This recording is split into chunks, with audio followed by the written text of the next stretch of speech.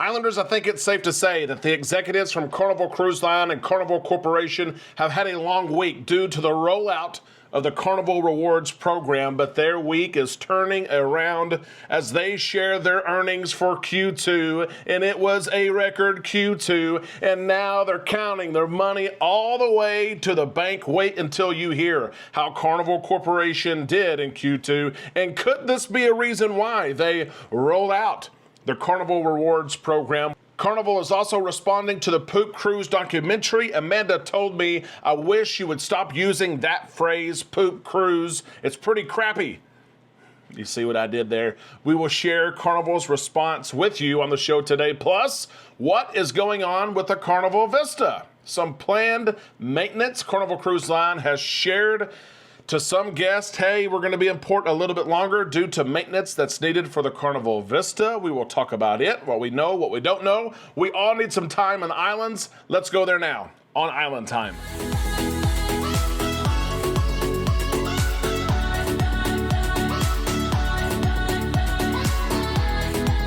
Happy Wednesday, June 25th, Islanders. Thank you for stopping by the show today. It is Hump Day, and we're on Island Time. I am Derek. Let's drop our anchors and take some time to relax in the islands together, catching up on cruise news when we're not on a cruise ship. This is what we enjoy doing, and we're going to start off talking about those executives at Carnival Corporation. They've had a long week, have they not? The rollout of the Carnival Rewards program has resulted in you and I and millions of others sharing our thoughts, our opinions, what we think should be changed.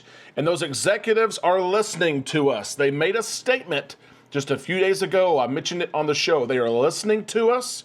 We hope that they will roll out some changes that we want to see. We'll see if that happens.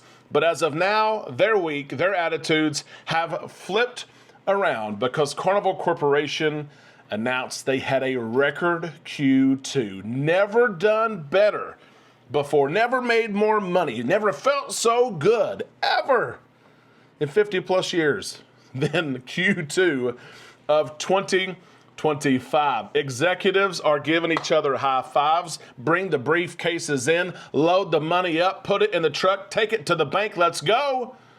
By the way, can I get a bonus? Can I please get a bonus? Carnival Corporation and their leadership share that the cruise demand, the demand that you and I are giving the cruise industry, we want to cruise, not once a year, not twice a year. Get me on a cruise. That cruise demand, coupled with onboard spending that money, buying excursions and drink packages and Wi-Fi and everything in between that's offered on cruise ships, that gave Carnival Corporation a record Q2. Revenue hit a record $6.3 billion with a B. $6.3 billion in the quarter, and that is because of people cruising, continuing to cruise and spending money. The ships sailed with over 100% occupancy, which means that those cabins that can hold 3 or 4 people did indeed hold 3 or 4 people. Carnival Corporation also shared that total customer deposits set a record as well. They've set this record and they've broken the record over and over and over, but in Q2 alone, Carnival Corporation shared that they have $8.5 billion, $8.5 billion from you and I of money that we have paid down. We have booked our cruise. We have not made our final payment. We have not necessarily cruised yet, but we've made that deposit. And they know from that $8.5 billion in deposits that they have on hand that the money that we will spend based on those deposits is astronomical. They set a record there. At the end of the day, when you look at the news of the last week, and people asked why? Why shift away from a loyalty program to a rewards program? It's becoming ever so clear that the answer is because we can.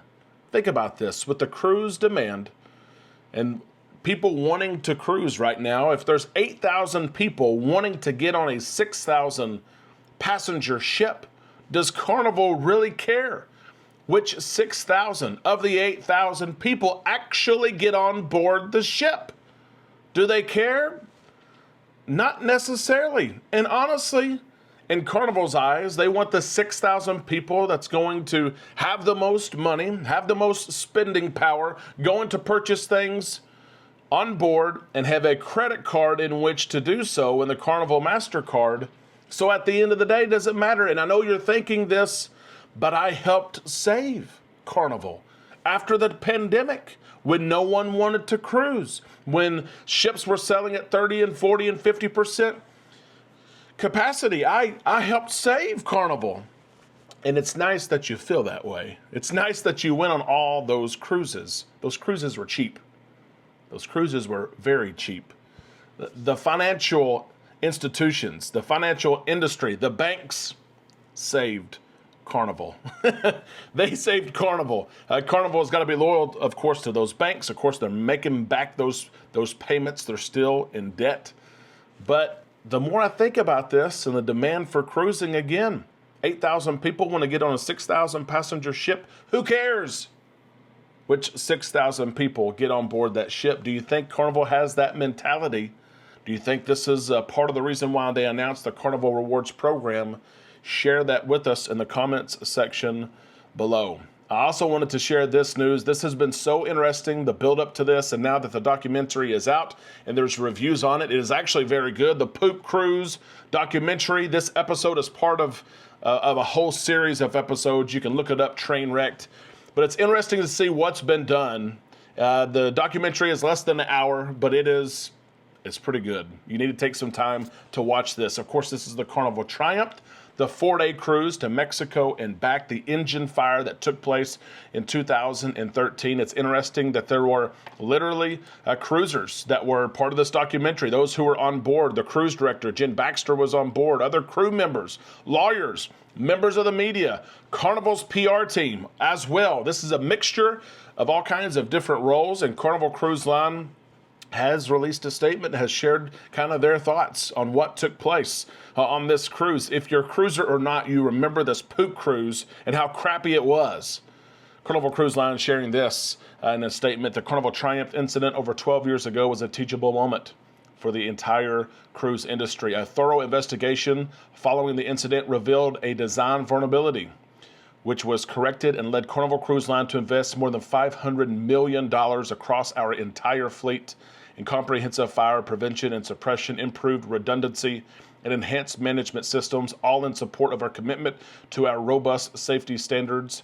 Carnival Cruise Line also points out that 53 million people have cruised since 2013. They've done so, for the most part, safe. And of course, we've seen other fire incidents on board the Carnival Freedom and other ships as well, where this did not happen. What happened on the Triumph did not happen. One thing that people have said about this documentary, when you watch the documentary, when you relive that moment in 2013, they talk about how spectacular the Carnival crew were in that emergency. And kudos to the Carnival crew. They didn't go through training for this. Hey, here's what happens when you have an engine fire and you got all kinds of things going on. I won't go into detail. You can watch it. Watch the documentary. I'll go ahead and tell you that's a little graphic, okay? Language and sights and sounds. A little bit graphic. But there's no training for these Carnival crew members. And every passenger who's on board, to this day, continues to say how fantastic the crew members were on that ship. Kudos to those Carnival crew members. Go watch that documentary on Netflix and let me know what you think in the comments section below. We have received so many emails and questions about this, so I had to say something about this on the show today. Maintenance being done on the January 28th departure of the Carnival Vista. I know where your mind is going, and I do not want it to go there yet. Okay, Carnival Vista, we know some of the challenges that the Vista has had over the years, and that entire class of ships that have had. The Vista, the Horizon, the Panorama, we know some of the issues that have taken place. Passengers on the June 28th sailing received this communication from Carnival Cruise Line. We have made an adjustment to your itinerary to facilitate scheduled maintenance, which can only be performed while the ship is at port. Consequently, we've extended our time in Amber Cove, Dominican Republic, and will now be visiting from 9 a.m. to 9 p.m. Your mind is probably going to the propulsion issues that the Carnival Vista has had time and time again. We don't know.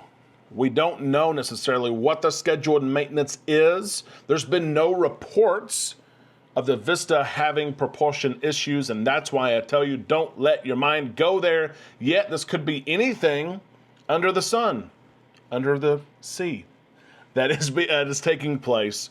No reports of propulsion issues, no reason to worry, and I've had people reach out to me and ask, we're booked on the ship. Should we go? Would you cruise on this ship? And the answer is yes, we're cruising on the ship. In like 3 weeks, July the 12th, I will be on the ship. I'm not even thinking about, considering canceling my cruise, and you should not either. We will keep you updated with what happens there, but we are sailing on her, and you should as well. Would you be worried if you had a cruise coming up on the Carnival Vista? Do her previous issues give you hesitation to booking her in the future? Let us know in the comments section below. Islanders, that is the cruise news for today. We hope you enjoyed the show. Before you leave, go ahead and share your thoughts in the comments section below. Give us a thumbs up as well. That does so much for us. We hope that you have a great day. We'll see you in the comments section below on our Facebook page and tomorrow right here on Island Time.